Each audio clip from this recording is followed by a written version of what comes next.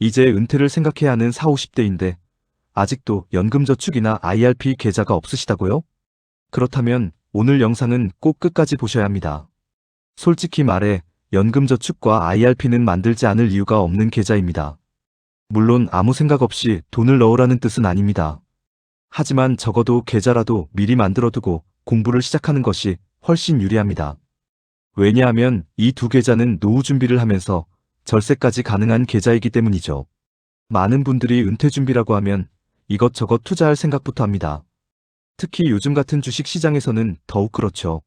삼전을 사야 할지, 하이닉스를 사야 할지, 어떤 ETF가 좋을지, 어떻게 하면 투자로 수익을 낼 수 있을지부터 고민하죠. 그런데 정작 가장 기본이 되는 연금저축과 IRP는 아직도 없는 경우가 생각보다 많습니다. 은퇴 준비는 특별한 투자 비법보다 세금 혜택을 받으면서 장기 투자를 할 수 있는 연금 계좌를 갖추는 것이 먼저입니다. 물론 노후자금 따위는 신경 쓰지 않아도 될 만큼 재산을 만들어 놓으신 분들은 굳이 이 영상을 보시지 않아도 됩니다. 하지만 일반적인 직장 생활을 하시거나 자영업을 하시는 4050 세대라면 더 늦기 전에 반드시 점검하고 갖추어 놓아야 합니다. 그럼 연금저축과 IRP가 무엇인지, 어떤 차이가 있는지, 장점과 단점은 무엇인지, 중도해지하면 어떤 불이익이 있는지, 그리고 4050은 어떤 순서로 접근하면 좋을지 바로 살펴보겠습니다. 오늘 이 영상 하나만 보셔도 연금저축과 IRP에 대해 확실히 감을 잡으실 수 있을 겁니다. 먼저 연금저축부터 보겠습니다. 연금저축은 말 그대로 개인이 노후를 준비하기 위해 가입하는 연금계좌입니다. 은행, 보험사, 증권사 등에서 손쉽게 가입할 수 있죠. 연금저축의 핵심은 세 가지입니다. 첫째, 노후자금을 준비하는 계좌다.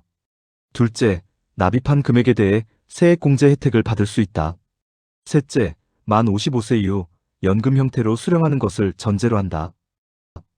여기서 많은 분들이 가장 관심을 갖는 부분은 세액공제입니다.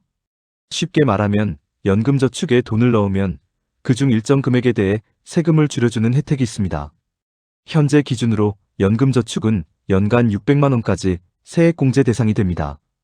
연금저축에 1년에 600만 원을 납입했다면 소득 수준에 따라 일정 비율만큼 세금을 돌려받거나 줄일 수 있는 것이죠. 총급여가 5,500만 원 이하인 근로자는 세액공제율이 16.5%이고 그보다 소득이 높은 경우에는 13.2%입니다. 그러면 단순 계산으로 600만 원을 넣었을 때 16.5%를 적용받는 분은 약 99만 원, 13.2%를 적용받는 분은 약 79만 2천 원 정도의 세금 절감 효과를 기대할 수 있습니다. 물론 실제 환급액은 본인이 이미 낸 세금, 다른 공제 항목, 소득 구조에 따라 달라질 수 있습니다. 그래도 분명한 건 연금저축은 단순히 돈을 모으는 계좌가 아니라 절세 혜택까지 함께 있는 노후 준비 계좌라는 점입니다. 연금저축의 장점은 비교적 이해하기 쉽고 운용이 자유로운 편이라는 것입니다. 특히 증권사의 연금저축 계좌를 활용하면 국내 상장 ETF, 펀드 등을 통해 장기 투자할 수 있습니다. 미국 S&P 500, 나스닥 100, 고배당 ETF, 채권형 ETF, TDF 같은 상품을 활용해 장기적으로 자산을 불려갈 수 있습니다.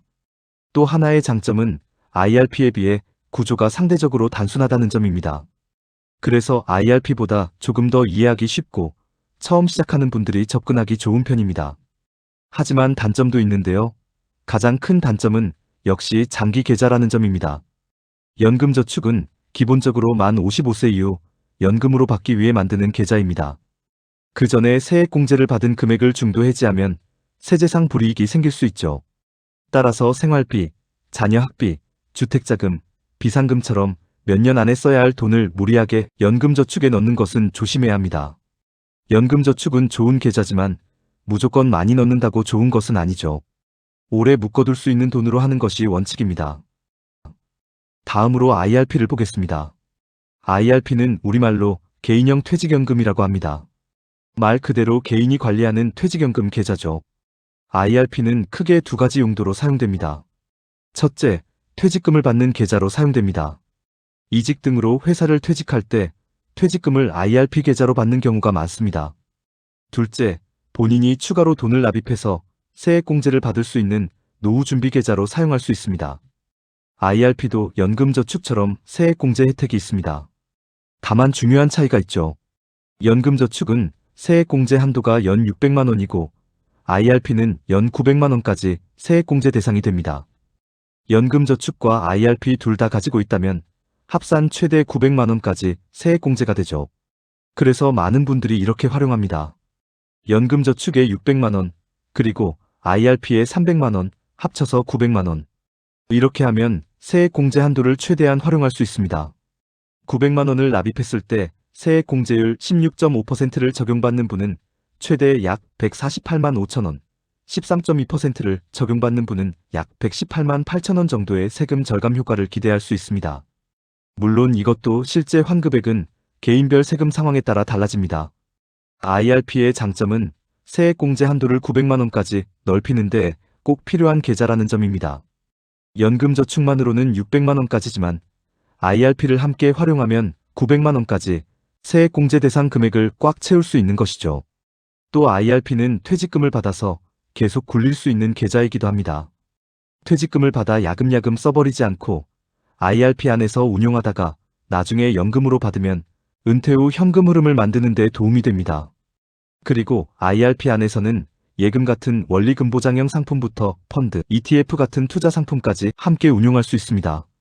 이 점은 안정성과 투자를 함께 고려하고 싶은 분들에게 장점이 될 수 있습니다. 하지만 IRP에도 당연히 단점이 있는데요.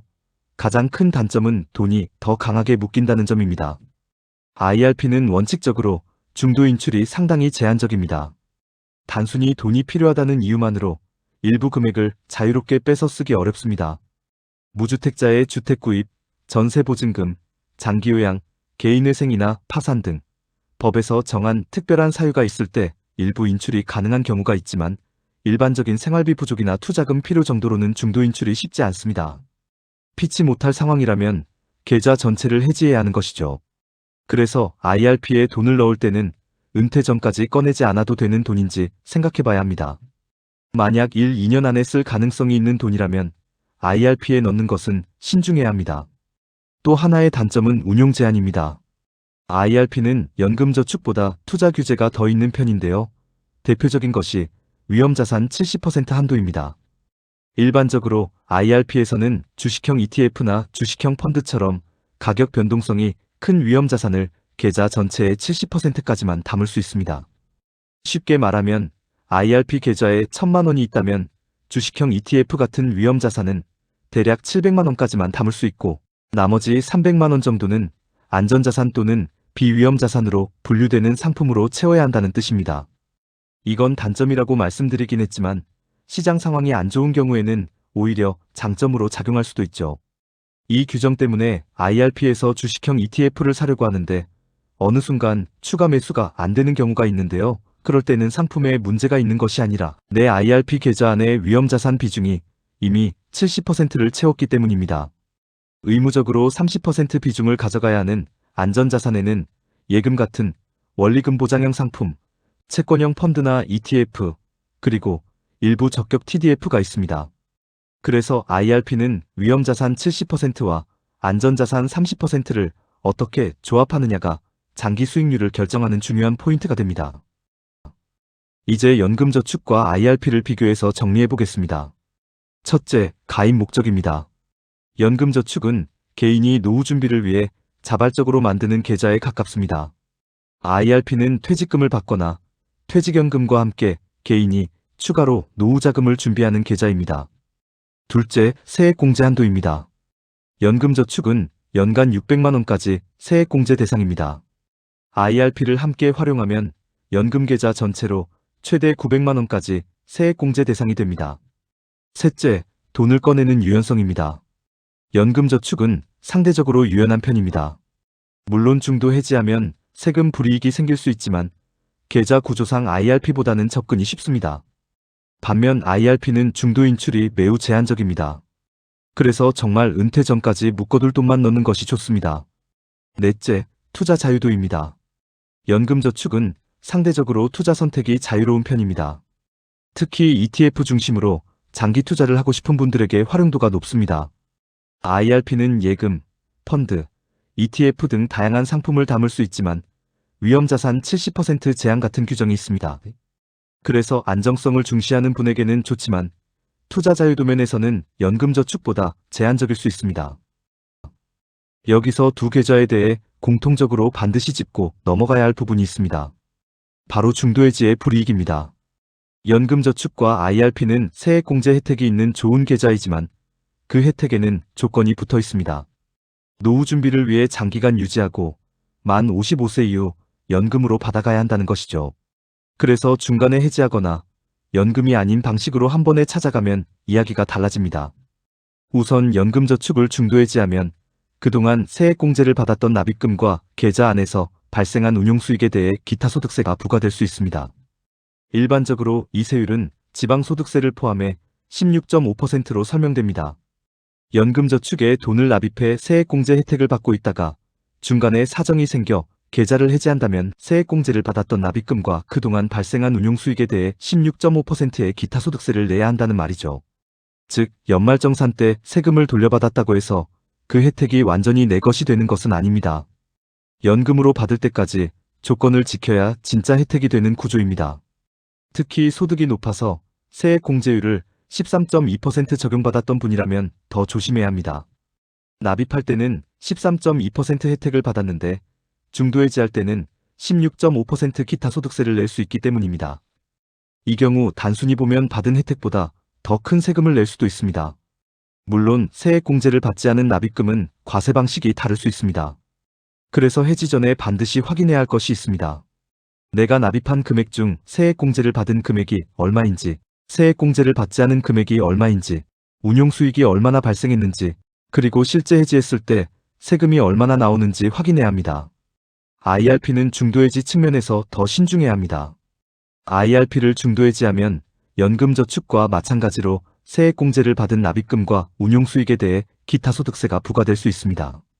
더불어 퇴직금을 IRP로 받은 경우에는 해지 방식과 수령 방식에 따라 퇴직소득세 과세 문제가 생깁니다. 결국 연금저축과 IRP는 절세 상품이면서 동시에 장기 약속이 있는 계좌입니다. 가입할 때는 세액공제 혜택이 먼저 보이지만 해지할 때는 받은 혜택만큼 또는 그 이상을 뱉어내야 될 수도 있습니다. 그래서 연금계좌에 돈을 넣기 전에는 반드시 세 가지를 확인해야 합니다. 첫째, 비상금은 따로 있는가? 둘째, 3년 안에 쓸 돈은 아닌가?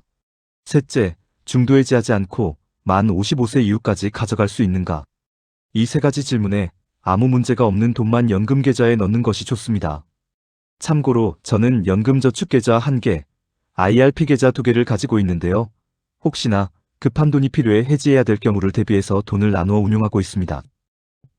그렇다면 4050은 어떤 순서로 접근하면 좋을까요? 먼저 연금저축부터 가볍게 시작하는 것이 좋습니다. 처음부터 연 600만 원을 채우려고 부담을 가질 필요도 없습니다. 월 20만 원부터 시작해도 됩니다. 중요한 것은 금액보다 지속성입니다. 연금계좌는 한도에 넣고 끝나는 계좌가 아니라 장기간 꾸준히 쌓아가는 계좌이기 때문이죠. 그리고 여력이 있다면 IRP를 추가로 활용하면 됩니다.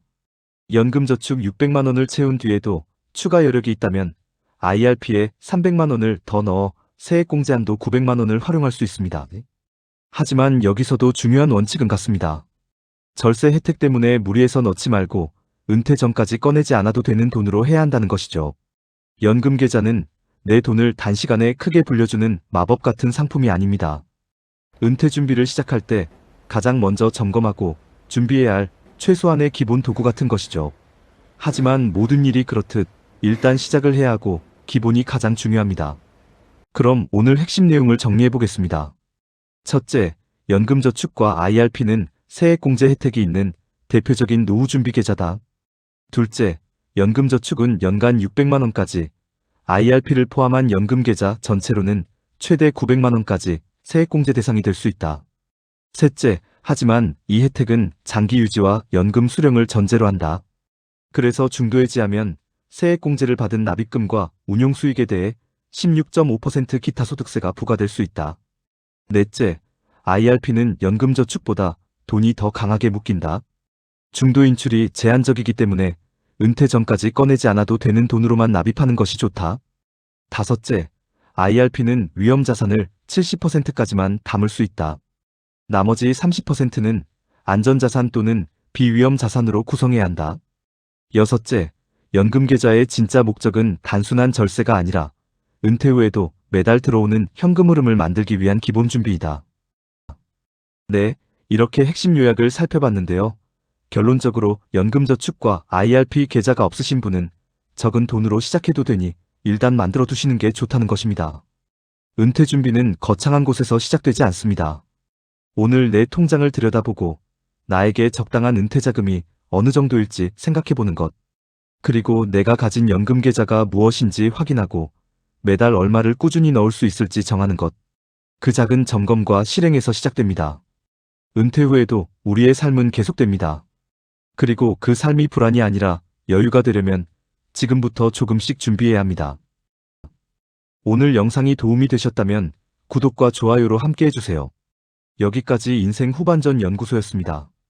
감사합니다.